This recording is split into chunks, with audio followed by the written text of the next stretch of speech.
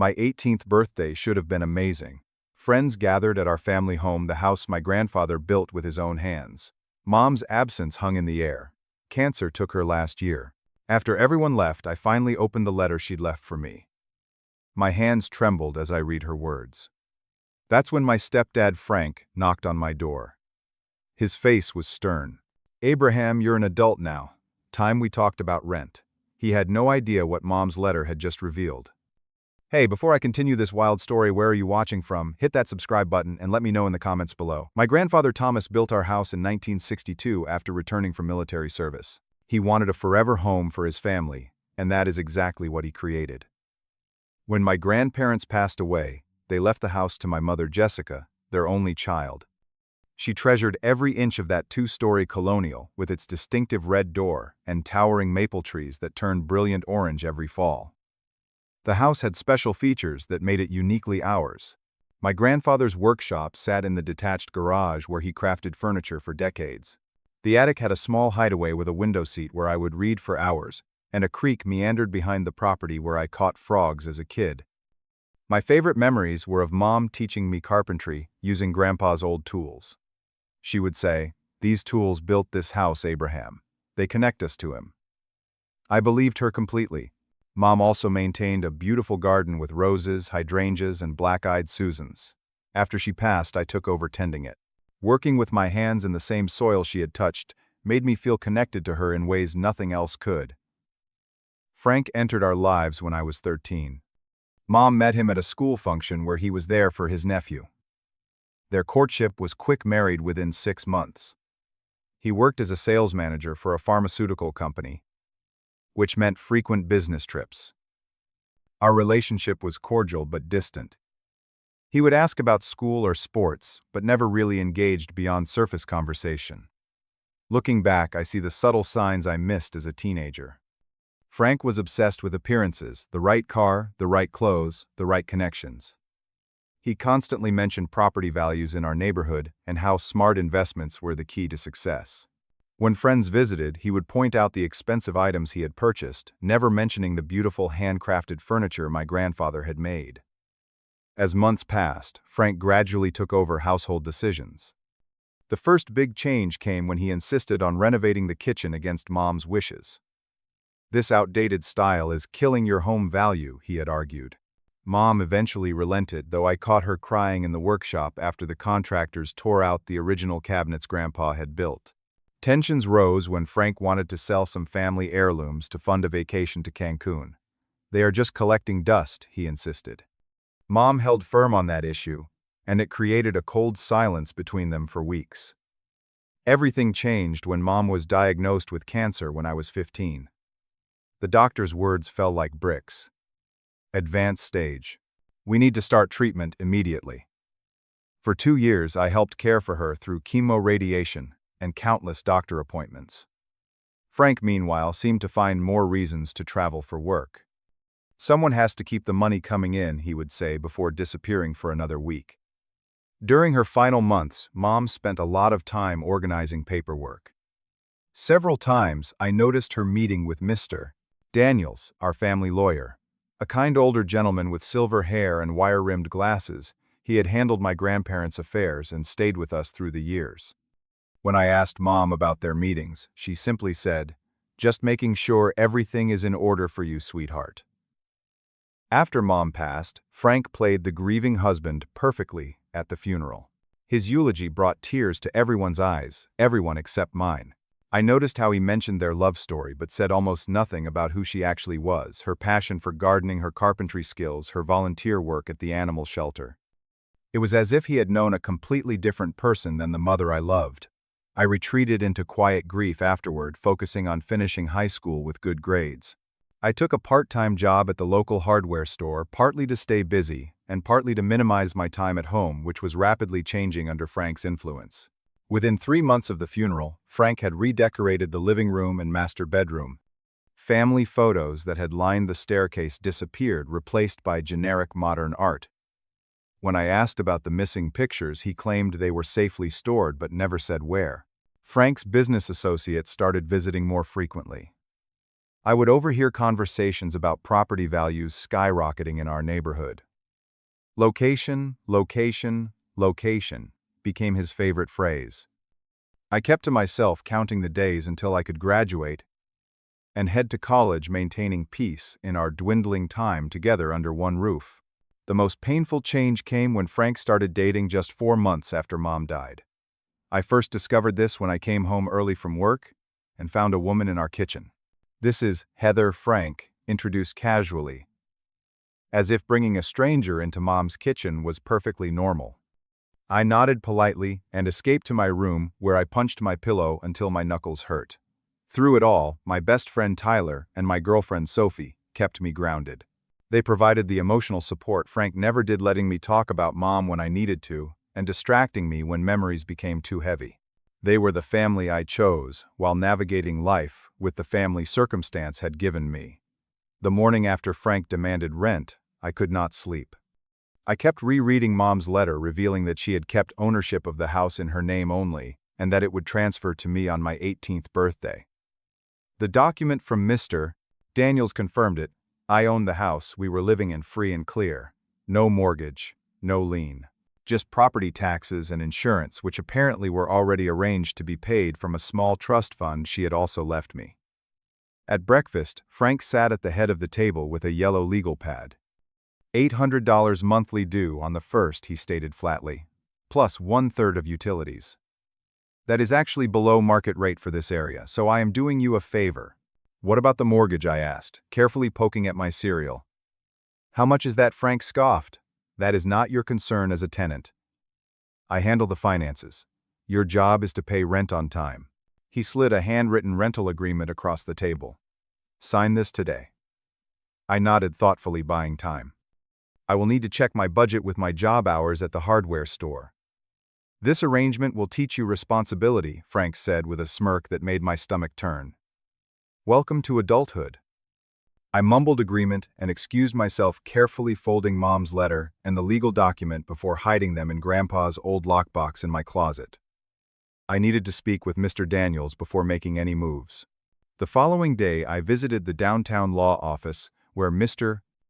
Daniels had practiced for 40 years. The building was an old converted Victorian with creaky floors and wood paneling. His secretary, Mrs. Turner, had known me since I was a child and immediately ushered me into his office. "Abraham, I was wondering when you would come see me," Mr. Daniels said, rising from behind his massive oak desk. He pulled out a thick file labeled with our family name. "I presume this is about your inheritance." For the next hour, Mr. Daniels confirmed everything in Mom's letter. The house was now legally mine, transferred on my 18th birthday per her instructions.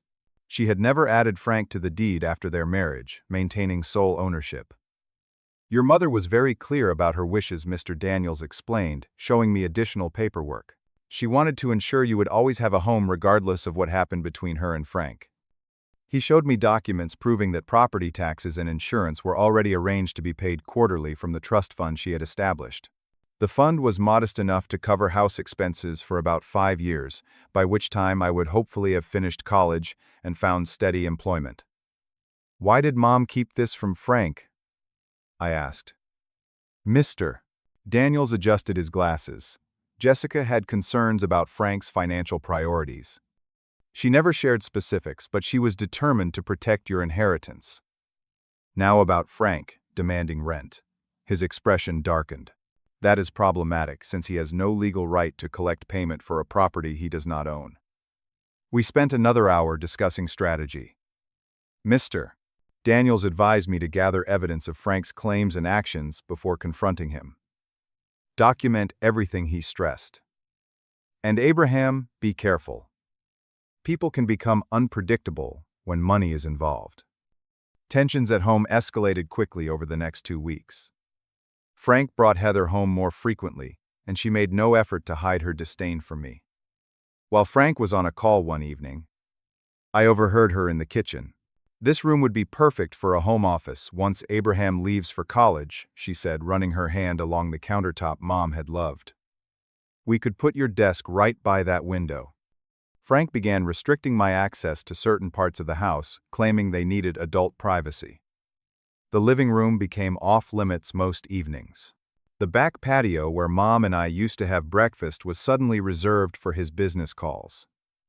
The worst discovery came when I noticed empty spaces on shelves and walls. Family items were disappearing first. Small things like Grandpa's antique clock from the hallway, then larger pieces like the hand-carved bookcase from the dining room. When questioned, Frank claimed they were his property to sell. "Your mother and I purchased those together," he lied smoothly. I knew this was false. These were family heirlooms that predated Frank by decades. My suspicions about his true intentions were confirmed when I came home early from work and found Frank giving a tour to a woman in a business suit carrying a portfolio. "The layout has great potential," she said. "When did you say you want to list the property?" "By September," Frank replied. "Once the kid is off to college." I slipped back outside. Before they saw me, my heart pounding. Later that week, I found moving boxes in the garage labeled Abraham College. Frank was planning to sell my house out from under me. Or so he thought. The final straw came when I tried to enter Grandpa's workshop to find the padlock changed. When confronted, Frank claimed, "My workshop needs reorganizing. Too many dangerous tools lying around." "That is my grandfather's workshop," I said, struggling to keep my voice steady. "It is my house now," Frank replied coldly. "And you will respect that, or find somewhere else to live before college." As the first rent payment deadline approached, I confided the full situation to Tyler. We spent an afternoon photographing every room in the house, documenting the current state, and noting missing items. I researched tenant rights as a cover for my knowledge, letting Frank believe I was preparing to negotiate terms rather than challenge his authority entirely. The internal conflict tore at me daily. Part of me wanted to confront Frank immediately to throw the ownership documents in his face and watch his expression crumble. But strategic patience seemed wiser. Frank grew more arrogant as I appeared to comply with his demands, revealing more of his true nature and plans. One evening, I overheard Frank and Heather in the kitchen. "The realtor thinks we could get $475 for this place," he said. "Once the kid is gone in fall, we can list it and have the proceeds by Christmas. Enough for a down payment on that lakefront property." That night, I had nightmares about coming home from college to find strangers living in my family home, all traces of our history erased. I woke up in a cold sweat and spent the remainder of the night sitting in Mom's garden, drawing strength from the space she had loved. When the first rent due date passed, Frank left a printed late rent notice on my door, adding a $50 late fee and 2% interest charge. The game was escalating, but I continued gathering evidence while consulting regularly with Mr. Daniels. The pieces were falling into place for the confrontation that now seemed inevitable. Frank's behavior grew increasingly bold as spring progressed. He hosted a dinner party for his colleagues, transforming our family dining room into what felt like a real estate showcase. I overheard him as he guided guests through the house.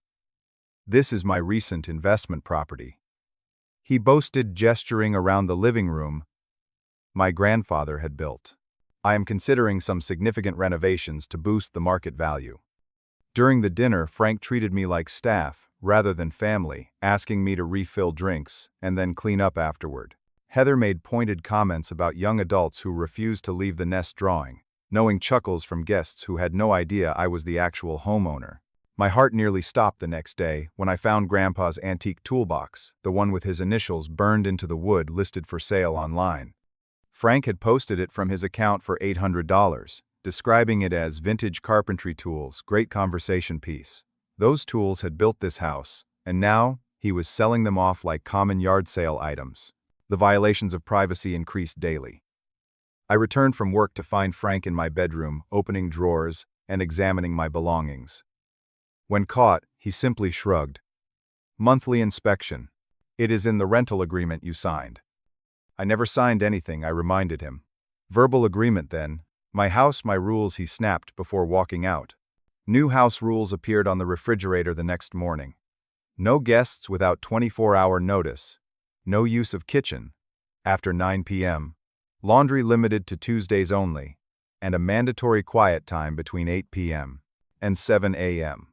My home was becoming a prison. the bombshell dropped over a tense breakfast when Frank announced I am considering offers on this place. You will need to find somewhere else by August 1st.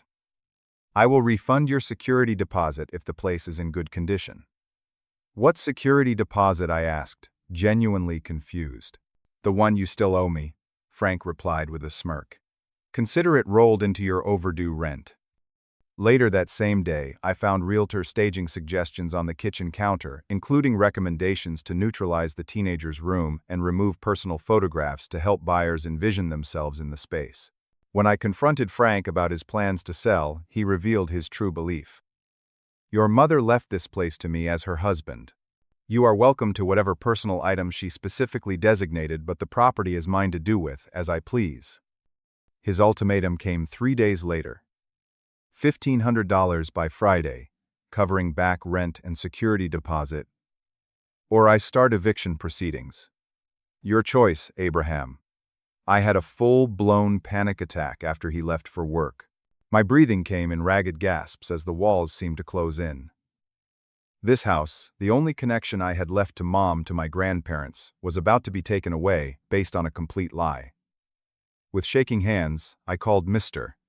Daniels from Grandpa's workshop, where I had finally managed to break in by removing the window hinges.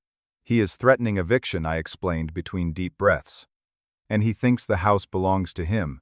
It is time, Mr. Daniels said firmly. Gather your support system. We move on Friday. Tyler and Sophie came over immediately when I called. They helped me continue documenting the house, taking videos of each room, and noting all the changes Frank had made without permission. While searching for evidence of other items he might have sold, Sophie discovered a box of childhood mementos including photos of Mom and me, my academic awards, and even my baby book thrown in the trash in the garage. Heather had apparently been purging clutter in preparation for staging the house. Tyler's father, a licensed contractor, secretly inspected the property the following day, when Frank was at work. He documented several maintenance issues that had been neglected: water damage in the attic that threatened family photographs, stored their gutters pulling away from the roofline, and electrical problems from Frank's amateur improvements. He has not been maintaining this property, Mr. Lopez told me, showing me photos of the damage. If anything, he has been devaluing it through neglect while planning to sell it. Something inside me hardened that day. Enough was enough. This was my home, the place my grandfather built, where my mother had raised me, where our family memories lived in every corner. Frank had no right to erase that history. I spent that evening with Mr. Daniels creating a formal strategy for confrontation. We prepared legal notices, gathered all documentation of ownership, and outlined exactly how the conversation would proceed. For the first time in months, I felt a sense of control returning. In the days before Friday's deadline, I quietly secured important documents and irreplaceable family items. Tyler's parents agreed to store family photographs, Mom's jewelry, and Grandpa's remaining tools at their house temporarily. I moved my essential paperwork to a safe deposit box Mr. Daniels helped me open at the local bank. On Wednesday, I agreed to Frank's demands, telling him I would have the money by Friday afternoon. His triumphant smile made my stomach turn, but I maintained the act. That evening, he took Heather out to celebrate at an expensive restaurant downtown.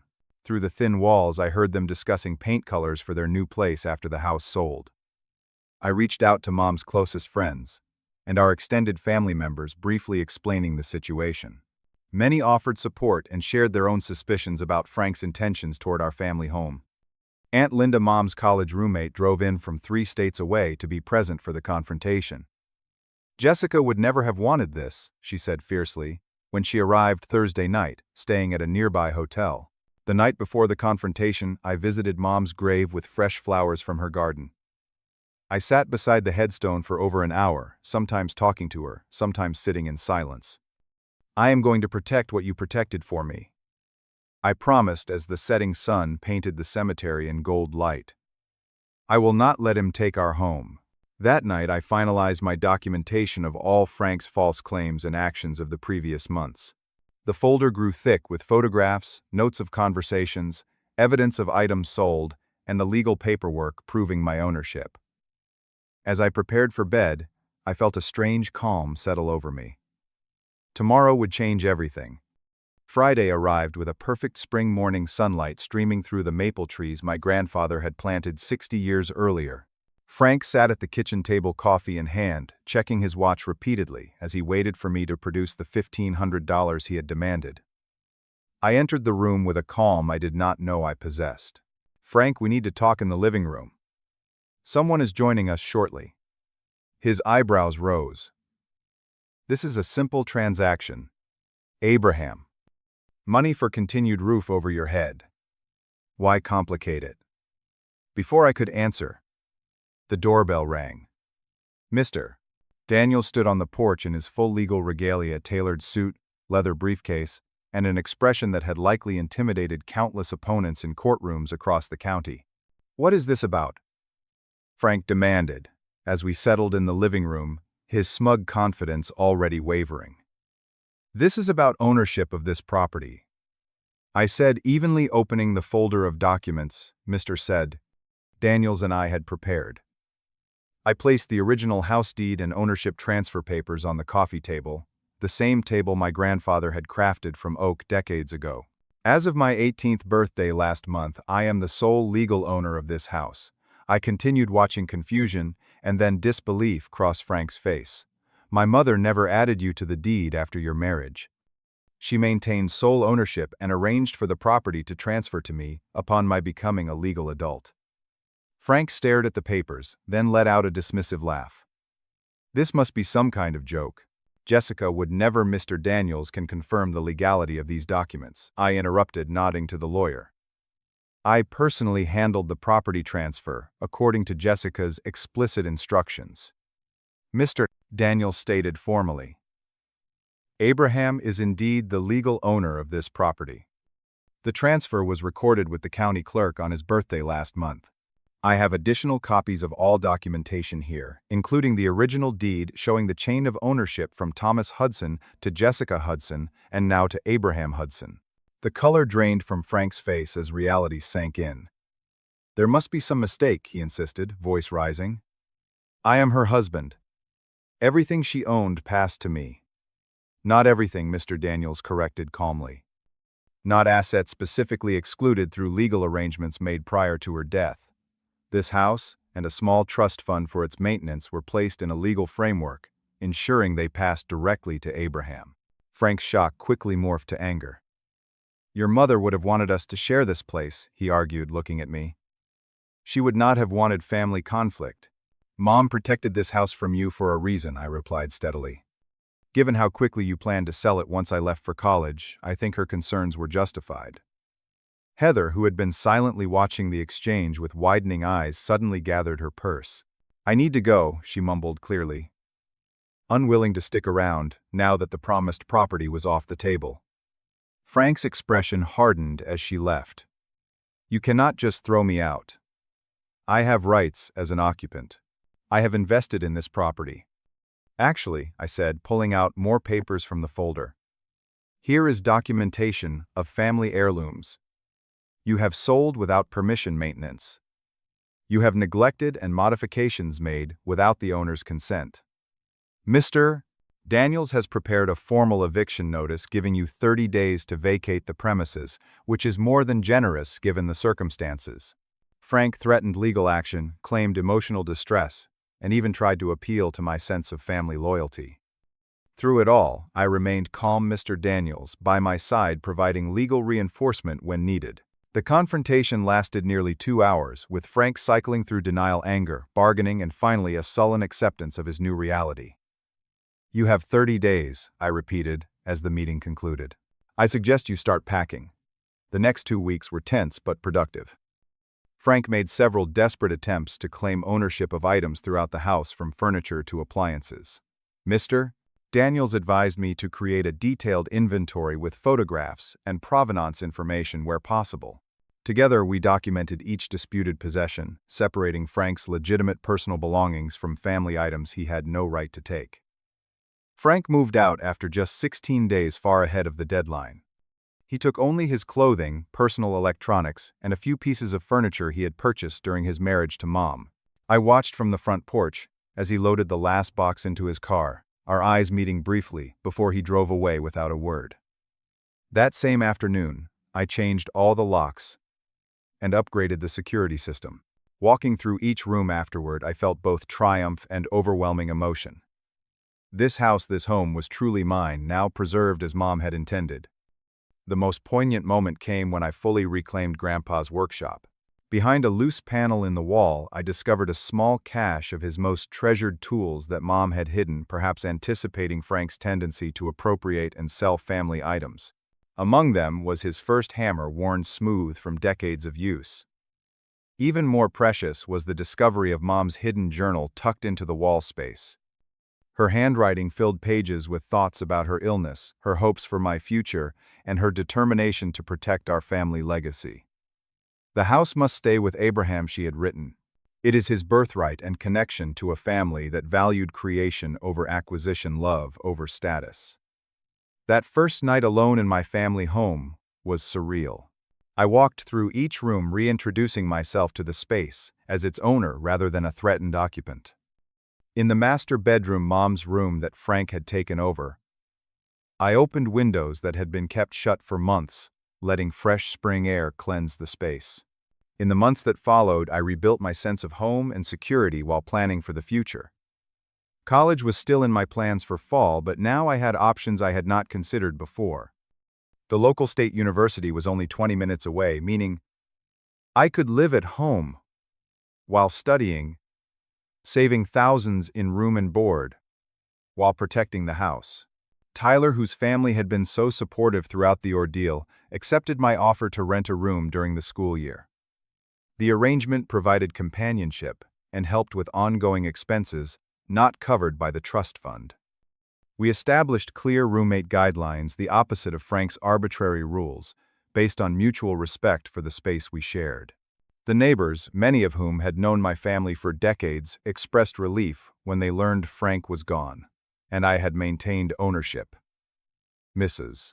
Kingsley from next door brought over a houseplant and said, "Your mother would be so proud of how you handled this, Abraham. She was always worried about what would happen to the house." Reclaiming the physical space became a healing process. I spent weekends restoring Grandpa's workshop, organizing tools, and clearing out the clutter Frank had added. With guidance from instructional videos and Tyler's father's occasional help, I learned proper tool maintenance and storage, honoring my grandfather's craftsmanship ethic.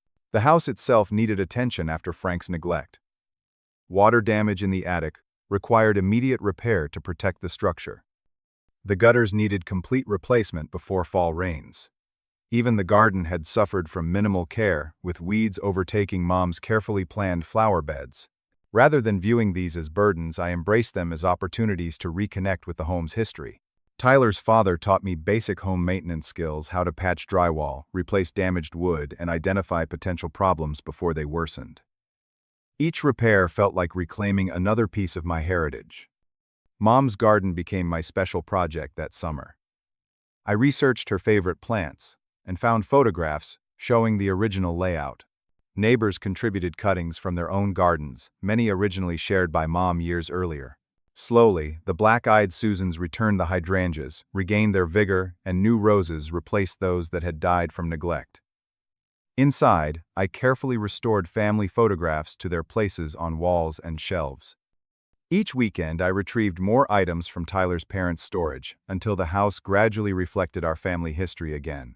The generic modern art Frank had preferred went to donation centers, replaced by Grandpa's woodworking pieces and Mom's watercolor paintings. Support came from unexpected places. Mom's book club friends organized a housewarming dinner, bringing dishes and sharing stories. I had never heard about Mom's college adventures, her early days in the house, her talent for bringing people together. These stories added new dimensions to my understanding of her life, expanding the legacy I was protecting. As summer progressed, I found myself not just restoring the house, but transforming it. The pain of recent events gradually gave way to a sense of purpose. I was not just preserving the past, but building something new on the foundation my family had created. My 19th birthday arrived in late August, just before fall semester began. Instead of the tense celebration of the previous year, I hosted a proper gathering in our backyard. Friends, neighbors, and family surrounded me in the space that was now securely mine. Under the maple trees my grandfather planted, we celebrated not just my birthday, but a new chapter for the house that had witnessed 3 generations of our family. Looking back on the journey from that demanding knock on my bedroom door to this moment of peace, I realized that standing up to Frank had taught me more than just legal processes. I had discovered strength. I did not know I possessed the same quiet determination that had led Mom to protect our home in the first place.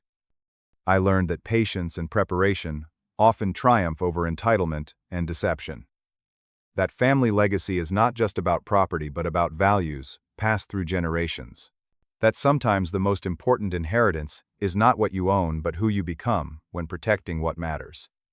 As I prepare to begin college while maintaining my family home, I find myself drawn to architecture and historical preservation fields that honor both the structural and emotional aspects of the places we live. Perhaps someday I will build houses for others, creating spaces where new families can establish their own legacies. The house feels alive again, filled with friends, music, and laughter, rather than Frank's cold calculations and restrictions.